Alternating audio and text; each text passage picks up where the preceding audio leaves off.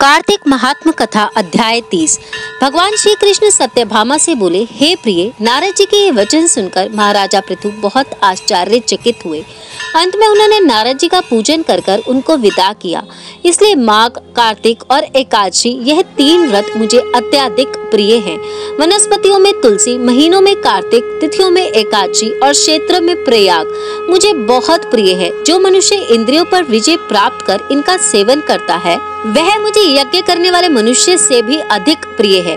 जो मनुष्य विधि पूर्वक इनकी सेवा करते हैं, मेरी कृपा से उन्हें समस्त पापों से छुटकारा मिल जाता है। भगवान श्री कृष्ण के वचन सुनकर सत्यभामा ने कहा, हे प्रभु, आपने बहुत ही अद्भुत बात कही है कि दूसरों के लिए पुण्य के फल से कलह की मुक्ति हो गई।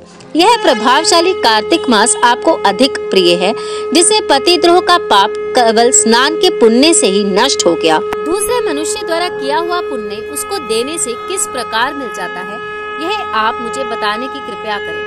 श्री भगवान बोले, प्रिय, जिस कर्म द्वारा बिना दिए हुए पुण्य और पाप मिलता है, उसे ध्यान पूर्वक सुनो। सतयुग में देश, ग्राम तथा कुलों को दिया हुआ पुण्य या पाप मिलता था, किंतु कलयुग में केवल कर्ता को ही पाप तथा पुण्य का फल भोगना पड़ता। संसर्ग न करने पर भी वह व्यवस्था की गई है, और संसर्ग से पाप व पुण्य दूसरों को मिलते हैं, उसकी व्यवस्था भी सुनो। पढ़ाना, यज्ञ कराना और एक साथ भोजन करने से पाप पुण्य का आधा फल मिलता है।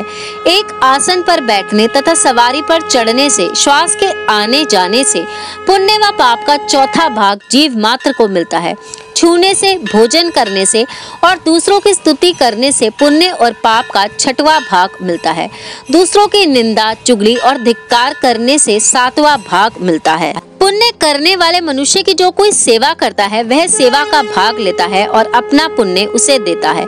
नौकर और शिष्य के अतिरिक्त जो मनुष्य दूसरे से सेवा करवाकर उसे पैसे नहीं देता, वह सेवक उसके पुण्य का भागी होता है।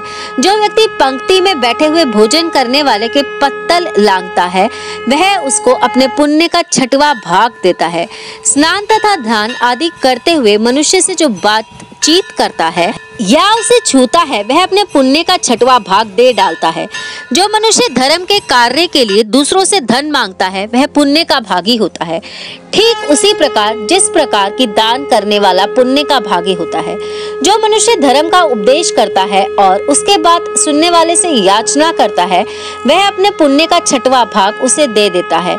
जो मनुष्य दूसरे का धन चुराकर उससे धर्म करता है, वह चोरी का फल भोगता है और शीघ्र ही निर्धन हो जाता है, और जिसका धन चुराता है वह पुण्य का भागी होता है। बिना ऋण उतारे जो मनुष्य मृत्यु को प्राप्त हो जाता है, उनको ऋण देने वाले सज्जन पुरुष पुण्य के भागी होते हैं। शिक्षा देने वाला, सलाह देने वाला, सामग्री को जुटाने वाला तथा प्रेरणा देने वाला, यह पाप और पुण्य के 6ठे भाग को प्राप्त करते हैं। राजा प्रजा के पाप पुण्य के षष्टांग का भागी होता है। गुरु शिष्यों का, पति पत्नी का, पिता पुत्र का, स्त्री पति के किए हुए पुण्य का 6ठा भाग पाती है। पति को प्रसन्न करने वाली आज्ञाकारी स्त्री पति के लिए पुण्य का आधा भाग ले लेती है। जो पुण्यात्मा पराये लोगों को दान करते हैं, वह उनके पुण्य का 6ठा भाग प्राप्त करते हैं। जीविका देने वाला मनुष्य जीविका ग्रहण करने वाले मनुष्य के पुण्य के 6ठे भाग को प्राप्त करता है। इस प्रकार दूसरों के लिए पुण्य अथवा पाप बिना दिए भी दूसरों को मिल सकते हैं, किंतु यह नियम जो कि मैंने बतलाए हैं, ये कलयुग में लागू नहीं होते। कलयुग में तो एकमात्र कर्ता को ही अपने पाप व पुण्य भोगने पड़ते हैं। इस संबंध में एक बहुत पुराना इतिहास है, जो कि पवित्र भी है और बुद्धि प्रदान करने वाला भी कहा जाता है। इसे ध्यान पूर्वक सुने।